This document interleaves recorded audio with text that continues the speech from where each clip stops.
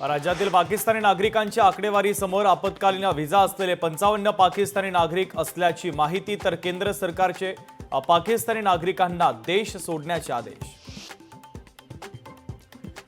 पिंपरी चिंचवडच्या चिखली आणि कुदळवाडीतील अनधिकृत धार्मिक स्थळांना नोटीस, 15 दिवसांमध्ये अतिक्रमण काढून टाकण्याची महापालिकेची नोटीस। यामध्ये 18 मशीद आणि 13 मंदिरांचा समावेश। पिंपरी चिंचवडच्या बाजारामध्ये फळभाज्यांची आवक कमी, भाज्यांचे भाव कडाडले, मेथी आणि कोथिंबीरीला देखील चांगला भाव। देशातील सर्व अखिल भारतीय आयुर्विज्ञान संस्था मिळून नव्या 711 पदांना मंजुरी, तर नागपूर एम्स मधील 507 पदांच्या भरतीला हिरवा कंदील।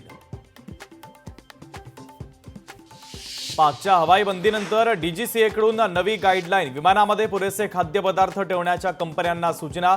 इंडिगोकडून ताश्कंद आणि अलमाटीची दैनिक उड्डाणं केली रद्द।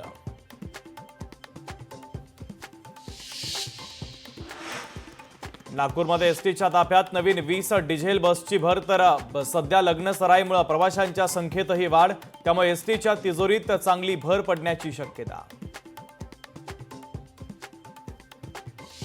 बीडच्या माजलगावमध्ये आणखीन एका पतसंस्थेमध्ये घोटाळा, 15 कोटींच्या पहाराच्या प्रकरणी अध्यक्ष आणि लेखा परीक्षकासह 24 जणांच्या विरोधात गुन्हा दाखल।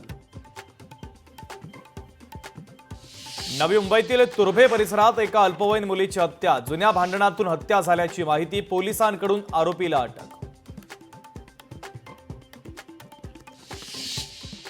चंदन तस्कर टोळीवर बीडच्या पाटोदा पोलिसांचा छापा, 8 आरोपी जेरबंद करून त्यांच्याकडून 56 किलो चंदनासह 4 मोटारसायकली आणि 2 मोबाईल करण्यात आले जप्त। भिवंडीमध्ये फर्निचरच्या गोदामाला भीषण आग, आगीमुळे 4 मजली इमारत कोसळली, आगीत 10 ते 12 गोदाम जळून खाक, आगीचं कारण अस्पष्ट।